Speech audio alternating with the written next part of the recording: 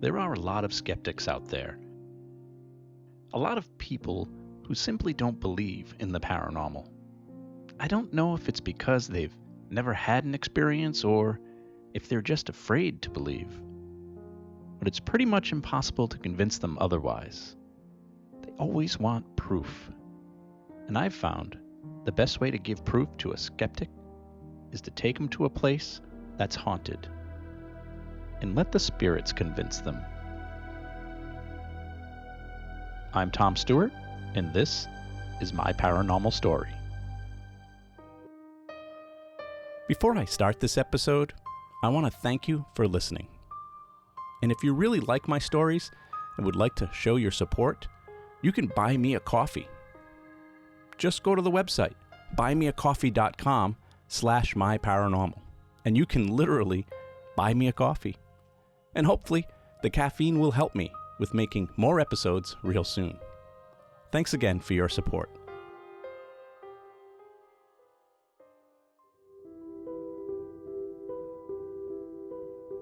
I've always said, when it comes to the paranormal, everyone is a skeptic until they're not. It's hard to believe in things like spirits and ghosts if you've never experienced it. It's not something that can be proven one way or another, at least not yet. So I've found the best way to change a skeptic's mind is to let them experience it for themselves. So from time to time, I'll take a friend or two into a haunted location and let the spirits do the work. The Paine House Museum in Coventry, Rhode Island is one of the best spots for changing the minds of skeptics. In the dozens of times I've been there, never once have I not experienced something interesting. So when I have an opportunity to bring a friend, I will. Not just to change their skeptic thinking, but to educate them. Paranormal activity isn't about being scared. It's about realizing there is something going on around us that we just don't understand. And the first step in my mind to discovering what this phenomena is to experience it and be aware of it. One time I brought my friend Danny to the Paine house. We were out with some mutual friends one night, and somehow the conversation led to me talking about some paranormal experiences, which isn't uncommon. And Danny thought it was all hogwash. He was a complete skeptic, saying that none of it's real, blaming it all on natural occurrences or just my imagination. And it just so happened that night, my friends from Rise Up Paranormal were hosting an investigation at Paine House, and we were right down the road. So I asked him if he wanted to stop in with me and visit a real haunted location. I told him there were 2 rules, though. 1, you have to be respectful of everyone you meet, including the spirits. And 2, if you see something scary, don't run and don't panic. There's nothing in the Paine house that will hurt you. He laughingly agreed, but he had no idea what he was in for. We got to the Paine house and the team was on the first floor, reviewing some evidence that they had already captured that night. The 4 investigators were all in a room taking turns listening to audio of what sounded like a young girl's voice, which is a common EVP that we capture at Paine House. I asked if we could let Danny listen, and he put on the headphones. I could see on his face that he was a little spooked. We played it back for him a couple of times. No one could make out what the little girl was saying, but even Danny admitted it did sound like a little girl's voice, but I don't think he was convinced. Suddenly, one of the investigators shushed us all. Shh, listen. As we all quickly quieted down, we could clearly hear what sounded like footsteps walking on the floor above us. It sounded like someone in boots walking from one side of the room to the other. Danny was looking around at all of us as we were listening, and he said, "Is someone up there?" And we all kind of laughed. Nope, everyone is right here. So Danny and I and a couple of other investigators decided to head upstairs to see for ourselves. And as we already knew, no one was up there. So we decided to sit at a small table in the kitchen and do an EVP session, EVP stands for Electronic Voice Phenomena. It's where investigators ask questions, hoping the spirit will answer by imprinting something onto the digital audio recorder. We all sat on different sides of the small wooden round table, with Danny on my left. An audio recorder was placed in the middle of the table, and the investigators took turns asking questions, hoping to find answers later when they reviewed the audio. After a few minutes, I asked a couple of questions, and one of the things I asked was for the spirit to knock 3 times. Knocking sounds have long been a method of paranormal investigation, going back many years. If you're here with us, can you let us know by knocking 3 times? And suddenly we all heard it. I looked at Danny, and he had a suspicious look on his face. He looked at me and said, "Are you doing that?" I couldn't help but laugh. "No, it's not me." So I asked the spirit to knock 3 times again, and it did. This time I could feel it on the table. The knocking was happening to the table. Danny was looking around and looking under the table to see if any of us were tapping the table with our hands or our feet, but we weren't. So to prove it to him, I asked everyone to put their hands flat on the table so that Danny could see them. And I had him back his chair away from the table just a bit so that he could see our feet under the table at the same time as our hands on top. And I asked the spirit to knock again. It took a few requests, but eventually it happened again. And Danny could clearly see that none of us were doing the knocking. He pulled his chair back up to the table, and we tried to get some more knocks, but they weren't cooperating anymore. So we started asking some more questions, hoping for some more answers on the audio recorder, when suddenly I noticed Danny's eyes look towards the doorway. He asked, "Is there someone in the hallway?" "Why, what did you see?" I asked him. He said he thought he'd saw the shadow of somebody walking by. I assured him that we were the only ones up there. But he got up from the table to have a look for himself. He slowly approached the doorway and looked left into the empty classroom and to the right into the empty bedroom. There was no one there. I could tell he had had enough convincing for one night. So as he sat back down at the table, I asked him, "Are you still a skeptic?" And he said, "I don't know. I think I'm starting to become a believer." We decided to ask a few more questions, and then as we were getting ready to wrap up the EVP session, I asked one more time, "Could you just knock once more to let us know that it's really you?" And this time, the knocks came from the hallway where Danny saw the shadow.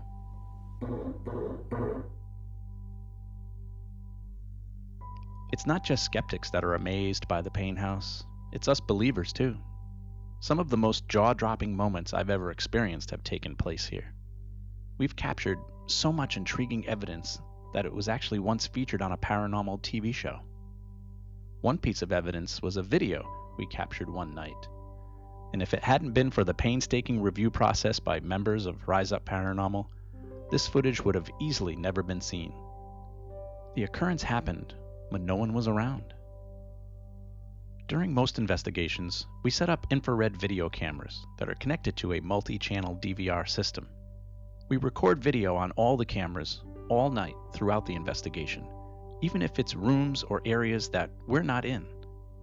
Obviously, because you never know what you might capture, but also to document where each member is at specific times so that we can determine whether evidence is credible or not. On one particular night, we had an IR camera pointed into one of the second-floor bedrooms. The small bedroom had an old twin-size bed in it, a small dresser, some old pictures and clothes hanging on the walls, and in the corner, directly in front of our camera, was an old rocking chair. Now, the Paine house, being a museum now, often gives tours, and they don't want guests to sit on most of the furniture because of how old it is. So you'll often see signs that say, "Please do not sit," on the beds or the chairs, and this room was no different, including the rocking chair. In fact, the rocking chair not only had a "Do not sit" sign on it, It also had a length of string going from one arm to the other to prevent anyone from sitting in it. As the hours of video filmed by this camera were being reviewed, someone noticed something strange. No investigators or guests had been in the bedroom for well over 45 minutes. Everyone was off in other locations of the house. But for some reason, the rocking chair started rocking. Not hard, just slowly, back and forth, but quite deliberate. It didn't slow down, it kept up a slow pace, as if someone was sitting in the chair, slowly rocking. It goes on for about a minute or so, and then stops.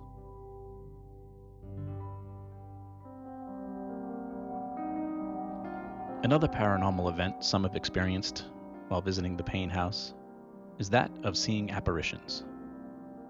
There are several claims of people seeing the ghostly image of a little girl in the home. One we like to call Sarah, based on historic information of a little girl named Sarah having once lived there. I've never seen the apparition, but Ken DaCosta, the founder of Rise Up Paranormal, had an experience that, to me, is some of the most intriguing evidence I've ever seen. And not only did he see an apparition, he caught it on video. Sort of.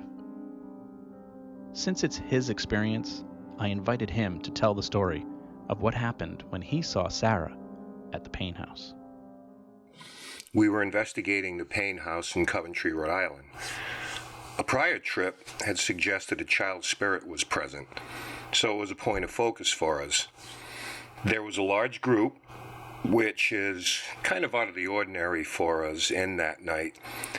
And as I was going into the kitchen area, as the group was leaving, I decided to have a seat and just relax a bit while they went on their way to other areas of the house.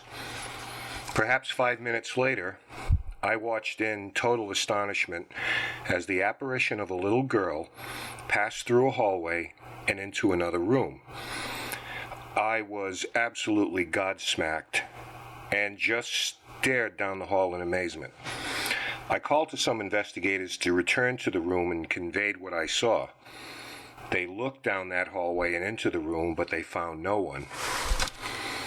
At that point, I removed myself from the house to go for a walk, to reconcile what I just saw, to decompress, to make sense of it, to somehow handle my amazement at what I just witnessed. It was stunning, but it was also heart-rending to think a child had not passed to a better place. Or was what I saw just a psychic imprint on the environment? What I didn't know was a couple of investigators earlier in the evening had seen a pair of legs pass by a table in the same room. They said it had no torso. At that point, they set up a camera pointing in the direction of the hallway. When we played the video back, it revealed a pulsating ball of energy passing across the hall in the same manner in which the apparition did. To this day, it remains one of the most profound experiences I've had as a paranormal investigator over the last 43 years. I've watched the footage of that ball of energy dozens of times. It's like nothing I've ever seen before. I don't want to call it an orb. We see orbs all the time on video cameras, and most of the time they can be explained away by dust or bugs or other natural phenomena. But this wasn't a fuzzy white see-through orb. This was a solid pulsing ball of light that went from one side of the camera to the other in the same direction at the same time as the apparition Ken saw. If ghosts are energy, then this video camera captured footage of a real-life apparition. If you'd like to see the video of this white energy or of the rocking chair rocking, you can check out the blog for this episode at myparanormalstory.net.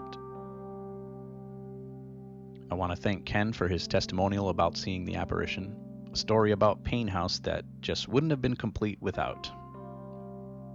And I also want to thank him for allowing me to feature the evidence we've captured, not only while investigating Paine House, but from all the locations I've discussed on this podcast and on future ones. Please check out their website sometime at riseupparanormal.com. My Paranormal Story is written, produced, and narrated by me, Tom Stewart. Music from this episode courtesy of Kevin MacLeod at Incompetech.com. If you enjoy my stories and would like to support the podcast, you can go to buymeacoffee.com/myparanormal or just click on the donate button on my website at myparanormalstory.com. I also have t-shirts and coffee mugs for sale. Unfortunately, podcasts cost money and your support helps me keep this podcast running. So thank you for your support.